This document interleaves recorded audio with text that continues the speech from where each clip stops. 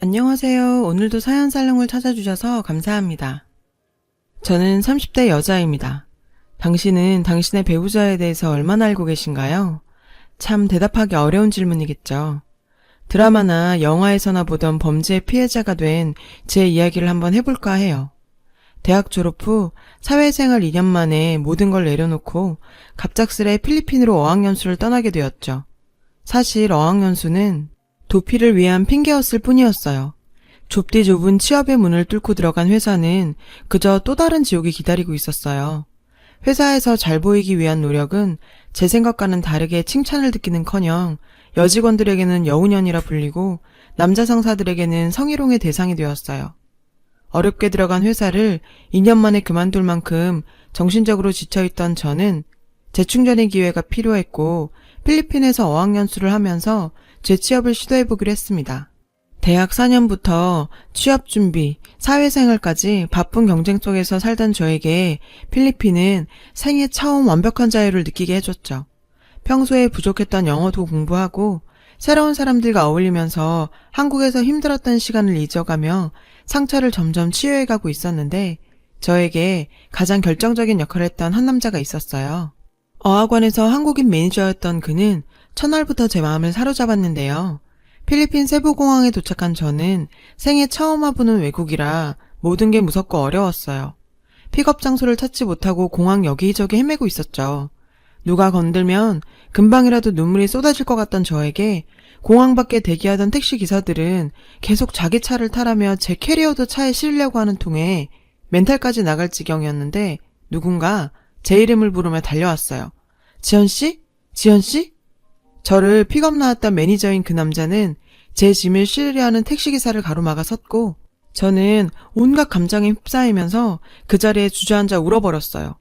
첫 만남부터 찌질하게 눈물 콧물 흘리면서 우는 모습을 보여주면서 저희의 인연은 시작되었어요. 울고 있는 저를 달래며 너무 나오지 않으셔서 직접 찾으러 다녔다더군요. 공항을 울먹대며 배회하고 있는 저를 보고 왠지 명단에 적힌 김지연이 맞을 것 같다는 생각을 했답니다.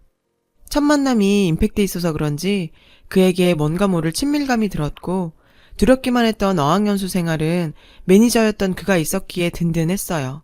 휴양지로 유명한 세부답게 평일에는 영어 공부하고 주말에는 여러 섬을 돌면서 스노클링도 즐기고 다이빙도 즐기며 세부 생활에 적응할 때쯤 한국인 매니저들과 함께 카모테스라는 섬에 단체 여행을 가게 되었어요. 강렬한 첫 만남 이후 마음속에 그를 품고 있었던 저는 그와 함께 가는 여행이 설레었습니다.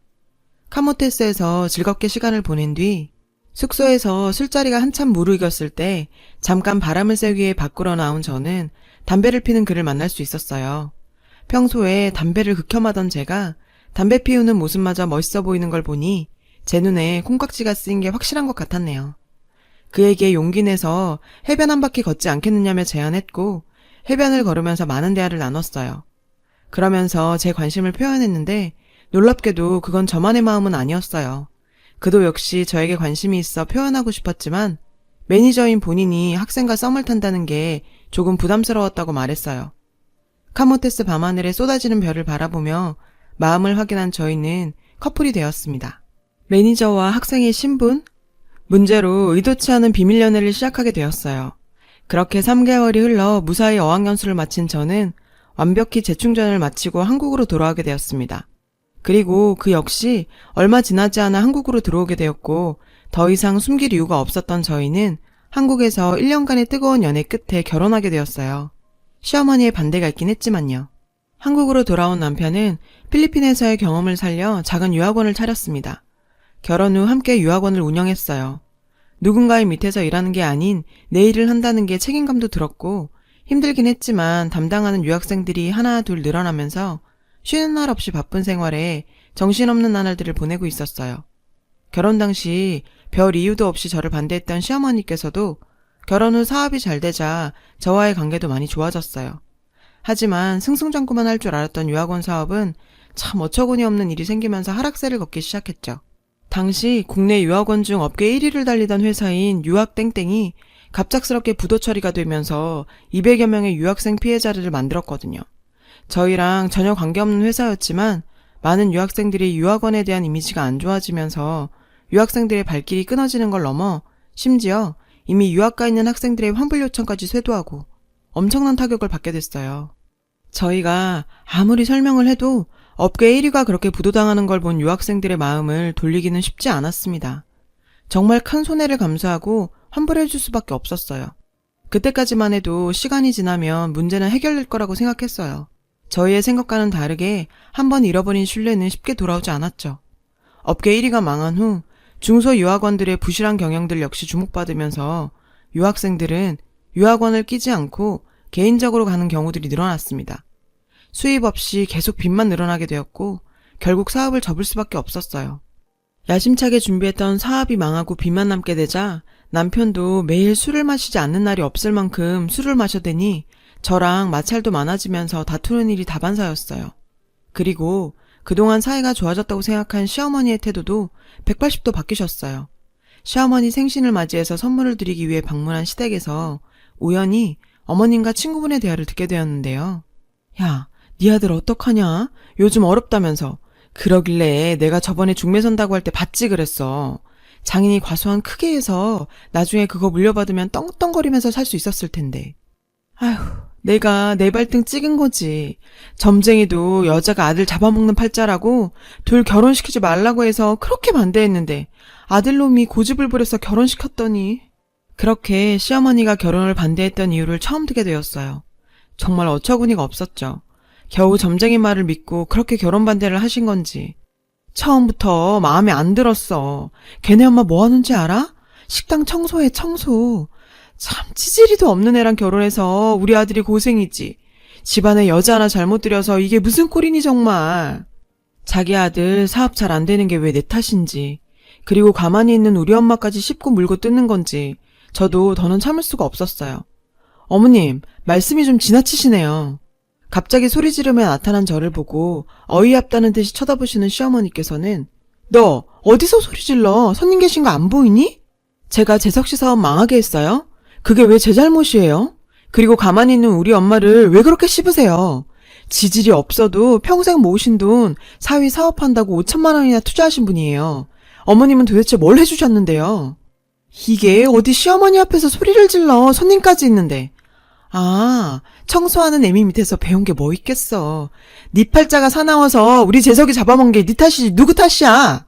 제 팔자 타령하면서 친정엄마를 모욕하는 시어머니와 더는 대화를 나누고 싶지 않아 집으로 돌아왔어요.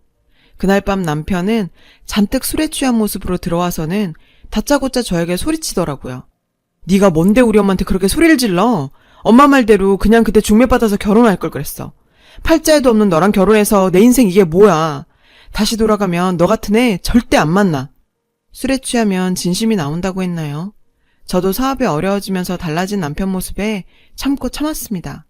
아무리 만칠하지만 저렇게 떠들어대는 남자와는 더 이상 살 수가 없었어요. 재석씨, 그럼 이제 우리 그만하자. 이혼해. 서류는 내가 준비할게. 우리 엄마가 투자한 돈 안 돌려받을 테니 깔끔하게 이혼하자. 그래, 듣던 중 반가운 소리네. 이혼해, 이혼.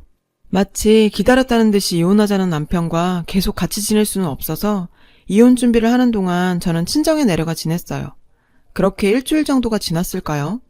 저희 집으로 남편과 시어머니가 찾아왔고 쭈뼛쭈뼛대며 시어머니께서는 저희 엄마에게 사과하셨어요. 아휴, 사돈, 제가 순간 마음에도 없는 말을 해버려서 우리 지연이가 상처받았나 봅니다. 지금 제 아들놈하고 많이 반성하고 있으니 한 번만 너그럽게. 완전히 달라진 모습으로 나타난 남편과 시어머니는 저와 엄마에게 사과하며 이혼하지 말고 잘 살아보자고 저를 달래더군요. 저희 친정엄마도 살다 보면 원래 이런 일 저런 일 다 있다며 이렇게 직접 찾아와서 사과까지 하는데 한 번만 용서해주면 어떻겠냐는 제안에 일단 집으로 돌아가기로 했어요. 분명 예전 같은 모습은 아니었지만 남편은 나름대로 저희 관계를 회복하기 위해 노력했어요. 저도 그런 모습에 닫혀있던 마음이 약간은 풀리는 듯 했죠. 그러던 어느 날 남편이 지난 날은 잊고 새로 한번 시작해보자며 여행을 가자고 하더군요. 저희 부부가 다시 시작하기 위해선 뭔가 재충전할 시간이 필요한 건 맞았습니다. 아직 빚도 남은 상황이라 여행을 통해서 앞으로의 삶도 계획해보기로 했어요. 그렇게 떠나게 된 제주도 여행은 필리핀에서의 연애 초기가 생각날 정도였고 남편도 사업하기 전 제가 좋아하던 그 모습으로 돌아갔다는 착각이 들 정도였어요. 다시 예전처럼 빚도 다 갚고 행복한 삶이 올 것만 같은 기분이 들었죠. 그리고 제가 기억하는 건 여기까지. 제가 다시 정신이 들었을 때는 얼마나 시간이 지났는지도 모를 시간이 흘렀을 때였어요. 어렴풋이 들리는 소리에 정신이 들었는데 몸은 움직이지 않았고 눈조차 뜰 수 없는 상황에 나 설마 죽은 건가 싶은 생각마저 들었어요. 정신만 깼다가 잠들었다 하는 생활은 계속되었고 누워있는 동안 어렴풋이 들려오는 소리만이 제가 살아있다는 걸 알려줬어요. 진짜 영화나 드라마에서 보던 것처럼 병원에 의식 없이 누워있는 사람들도 다 듣고 있다는 게 실감이 되는 순간들이었죠.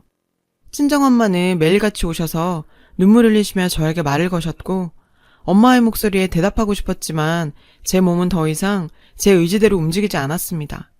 얼마나 지났는지 무슨 일이 일어나는지도 모른 채 병원 침대에 누워 있었는데 남편이 누군가와 대화하는 소리가 들렸어요.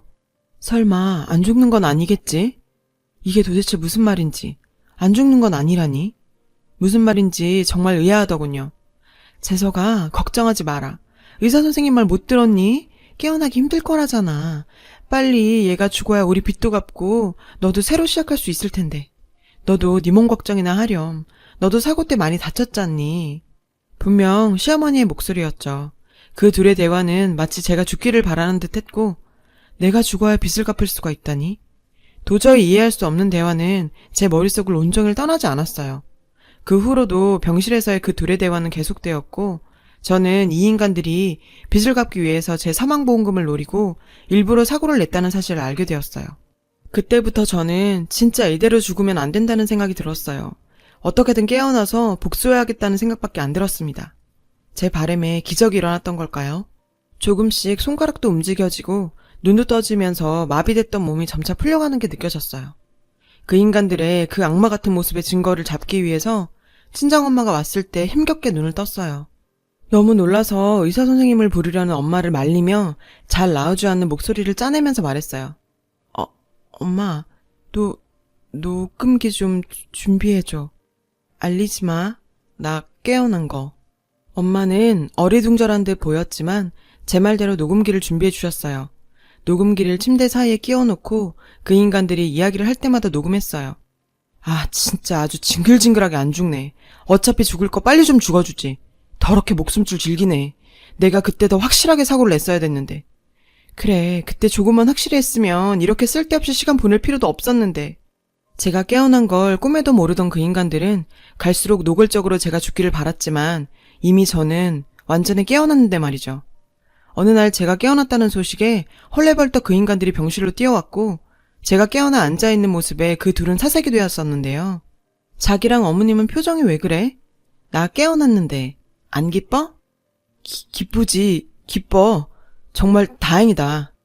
아, 당신이랑 시어머니가 기쁠 리가 없지. 내가 죽어야 내 사망보험금 받을 수 있었을 텐데. 아쉬워서 어째? 제 말 한마디에 그 둘은 얼굴이 파랗게 질려버렸어요. 그게 무슨 말이야? 나 죽이려고 일부러 사고 냈다면서. 너 빚도 갚고 새로 시작해보겠다고. 나 누워있을 때 왜 이렇게 안 죽느냐며 고사 지내더니 뭐 모른 척이야. 어머, 얘 봐라. 사고 나더니 머리를 다쳤나. 나랑 네 남편이 너 누워있는 동안 지극정성으로 보살펴서 깨어나서는 뭐? 말도 안 되는 소리를 하고 있니?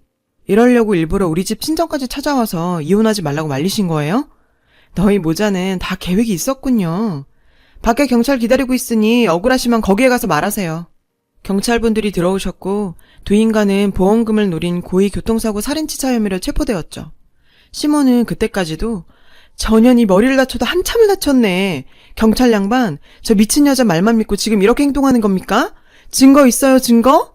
네, 증거 있네요, 여기. 그 인간들의 목소리가 나오는 녹음기를 틀자 그 둘은 서로를 쳐다보며 아무 말을 못했고 경찰들은 그 둘을 긴급 체포했습니다. 경찰 조사 결과는 정말 말이 안 나올 정도로 충격적이었어요. 평소 제가 보험을 많이 들고 있었고 교통사고 사망 시에 사망보험금이 8억 가까이 나온다는 사실을 남편이 알았던 거죠. 저를 죽이기로 결심했다고 했는데요. 사람들의 의심을 피하고자 자기가 다쳐가면서 직접 사고를 냈고 블랙박스 확인 결과 사고 직전에 제가 타고 있는 조수석 측으로 핸들을 틀어버리는 장면도 고스란히 찍혀 있었습니다. 더 충격적인 건 그런 아이디어를 준 사람이 바로 시어머니였어요. 본인이 TV에서 봤다면서 피해자가 죽으면 고의성 입증이 쉽지 않다며 걱정하지 말라고 아들을 독려했다고 해요. 참, 아들이 사람을 죽인다는데 말리기는커녕 오히려 같이 동참하는 걸 보니 그 어미에 그 아들답다는 생각이 들었어요. 본인 목소리로 범죄를 시인하는 녹취 덕분에 사건 처분은 빨리 진행되었고 꼴에 자기 엄마라고 자기가 모든 범죄를 했다고 자백했다고 하더군요. 재판장에서 그 남자의 모습은 그저 초라하기 그지없는 범죄자의 모습이었고 시몬은 아직 본인의 잘못을 반성하지 못하는 듯 했어요.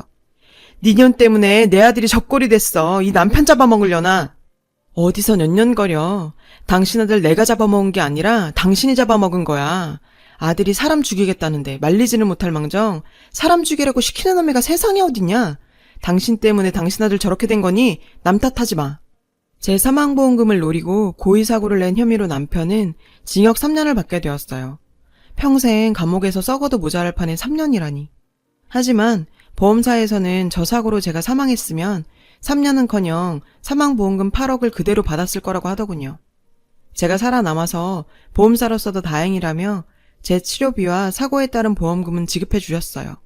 아직도 제 몸이 완전 정상은 아니라 병원 치료받으며 지내고 있지만 정말 저승문턱까지 갔다 오다 보니 살아있다는 게 이렇게 소중할 수가 없네요. 여러분도 자신을 좀 더 사랑하고 행복한 삶 꾸려나가시길 바랍니다. 여러분, 사연 댓글에 응원과 현명한 조언 부탁드려요. 좋아요와 구독은 저에게 큰 힘이 됩니다. 오늘도 좋은 일 가득하세요.